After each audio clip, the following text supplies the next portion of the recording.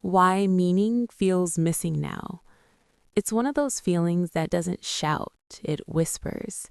It sits in the background of your days, like a low hum you only notice when everything else goes quiet for a moment.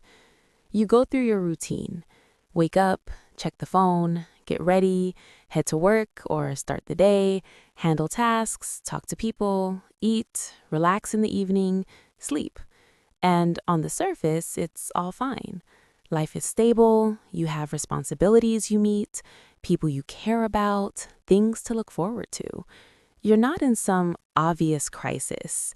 You're not broke or alone or sick in a way that demands attention.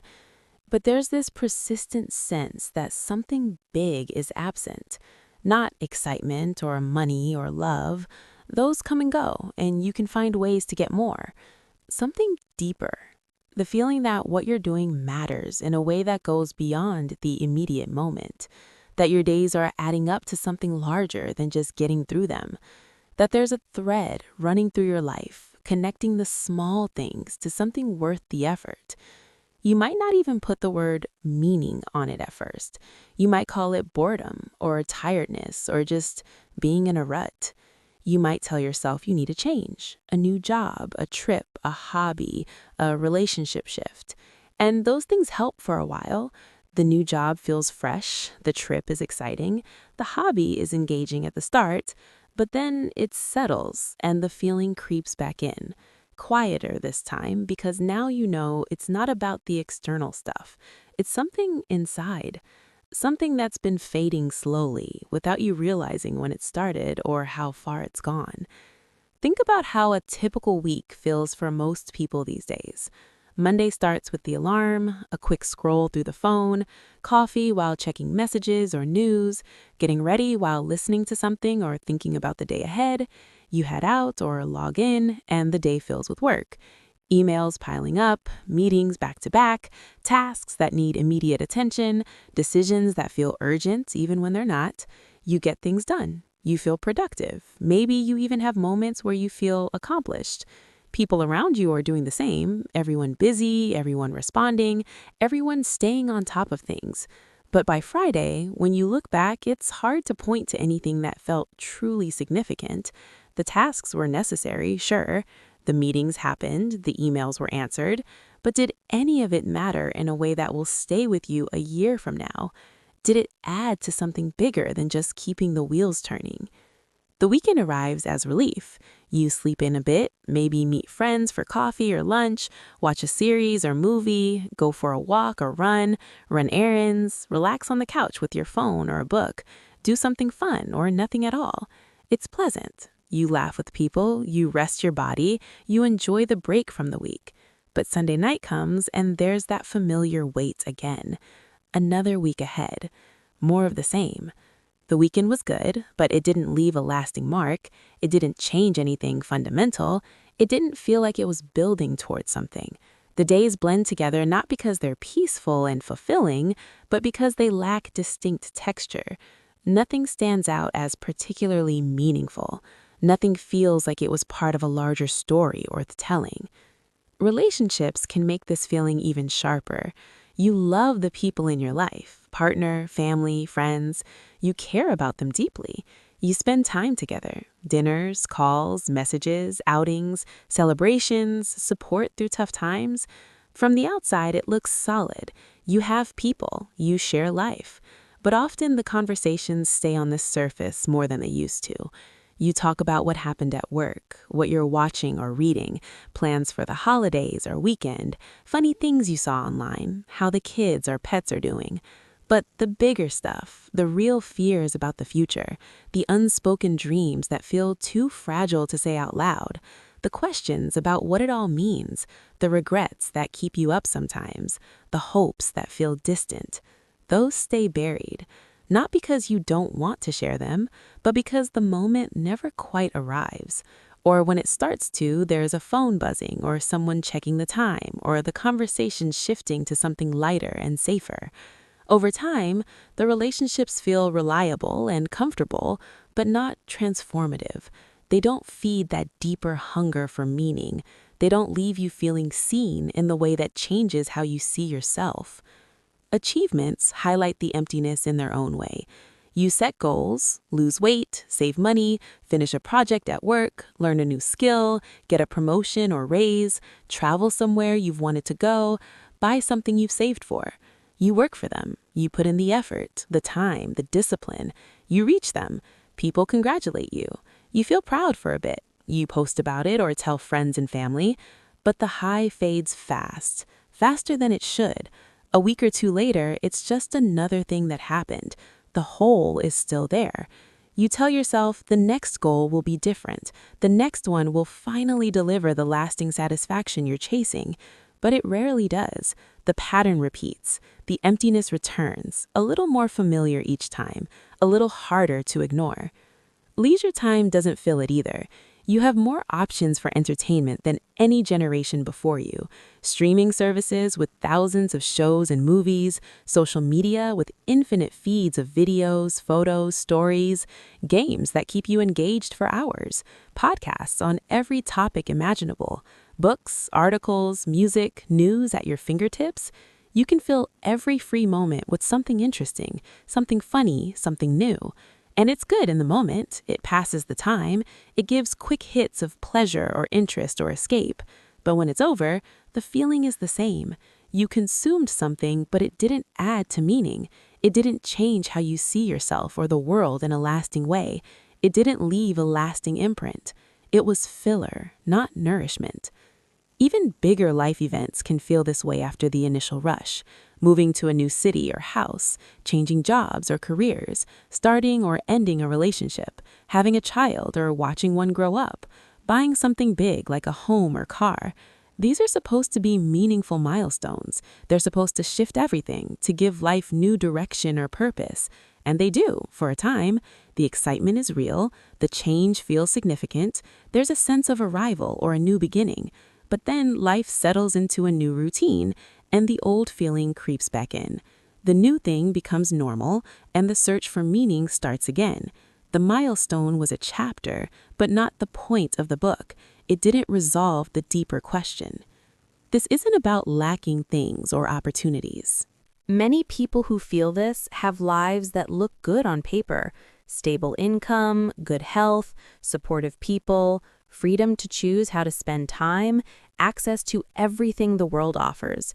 But the feeling persists, meaning that sense that your existence has weight, that your actions echo beyond the immediate, that you're part of something larger than yourself, feels missing. And the reason it's missing is because the world we live in now is not structured to support it. Meaning needs certain conditions to grow and thrive. It needs time without constant interruption, where thoughts can connect and unfold slowly without being pulled away every few minutes. It needs relationships where vulnerability is safe and conversations can go deep without agenda or distraction. It needs work that feels connected to something bigger than just output or paycheck. Something that feels like it contributes to the world in a way that matters. It needs leisure that restores the soul, rather than just fills time with more stimulation. It needs moments of boredom, where the mind can wander and discover what it truly cares about, without immediate escape. It needs silence, where big questions can surface and stay long enough to be wrestled with, without being drowned out by noise or distraction. But the modern world provides almost the opposite of those conditions. From the moment you wake up, the day is designed around input and output.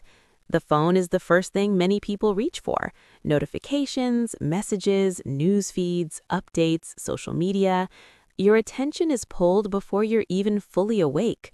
The mind starts reacting, planning, consuming, before it has time to simply be present in the moment. Breakfast is eaten with a screen or podcasts playing in the background. The commute or morning routine is filled with audio, scrolling, or mental planning for the day. Work begins with emails piling up, messages demanding immediate reply, meetings scheduled back to back, tasks that feel urgent even when they're not. There's no space for slow thinking, no time for ideas to unfold naturally. Everything is optimized for speed and responsiveness. Lunch is quick, maybe with colleagues talking about surface things, or alone with a video or feed playing. The afternoon is more of the same, responding, producing, staying on top of things, keeping the plate spinning. Breaks are filled with quick checks of messages or scrolls through feeds. The mind is always occupied, always consuming or producing something. When work ends, the pattern doesn't stop. Dinner with family or friends, but phones on the table, TV in the background, conversations interrupted by notifications, streaming something while eating or talking.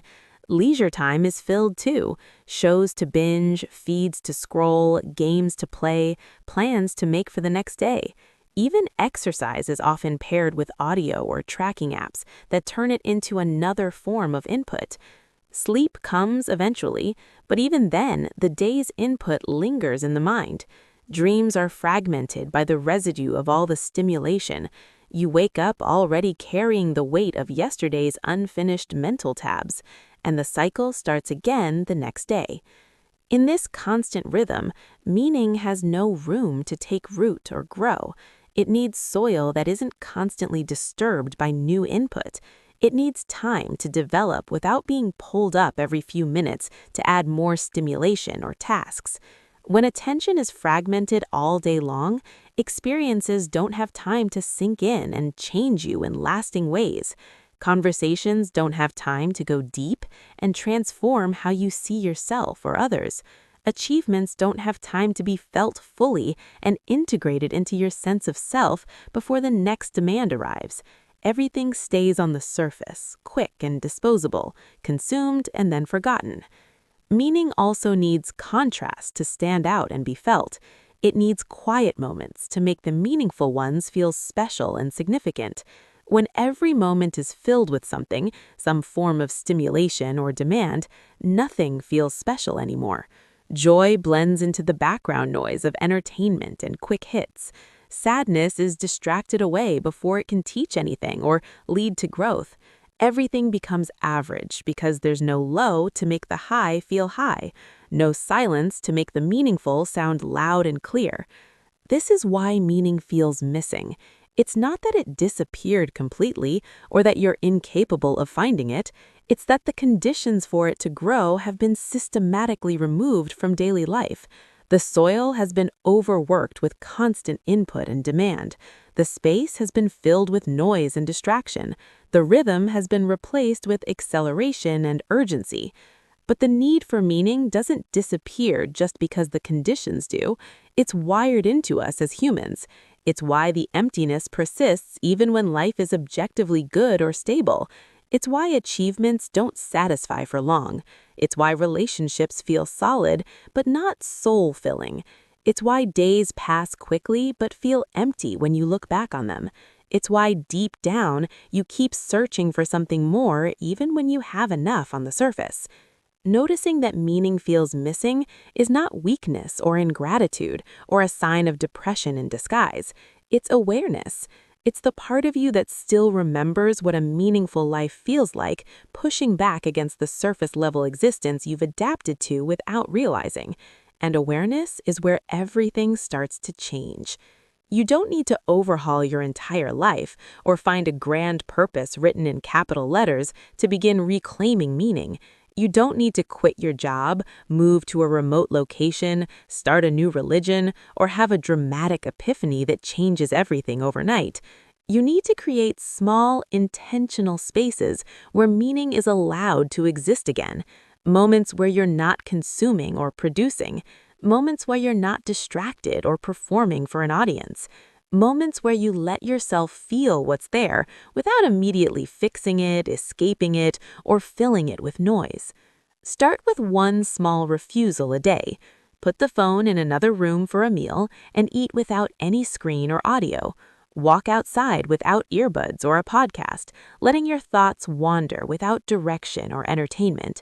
Sit with your coffee or tea in the morning and do nothing but drink it, noticing the warmth, the taste, the quiet.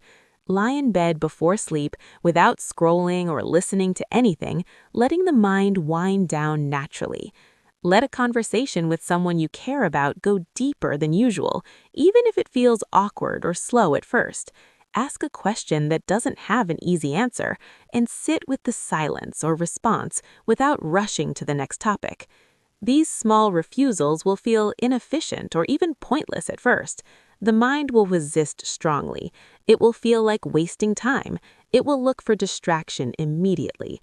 It will tell you there's something more important to do. That resistance is the sign you're doing it right. It's the conditioned part of you, the part that's used to constant input and urgency, pushing back against change. It's the part that's forgotten how to be without doing.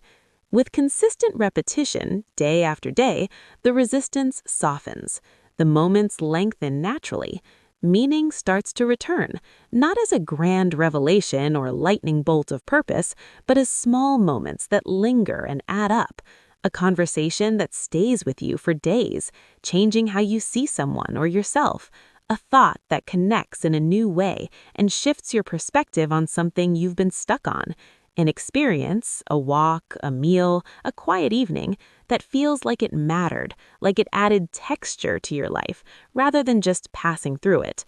A quiet moment where you feel present in your own skin without needing anything external to prop it up. Life stops feeling like a series of tasks to get through and starts feeling like something with weight again, something with texture, something that matters beyond the immediate. The days start to have distinct flavor. The weeks start to build towards something. The emptiness softens because meaning is growing in the spaces you created. Meaning feels missing now because the world made it hard to find. The conditions for it were removed, and we adapted without noticing the full cost. But the cost is noticeable now, and noticing is the beginning of reclaiming it. Meaning is still there. It's waiting in the spaces we've learned to fill immediately with noise or distraction, in the questions we've learned to avoid because they don't have quick answers, in the quiet we've learned to fear because it's unfamiliar, in the moments when nothing is happening on the outside, but something important is shifting on the inside. All it takes is choosing one small space, one moment, one breath, and letting meaning begin to grow again.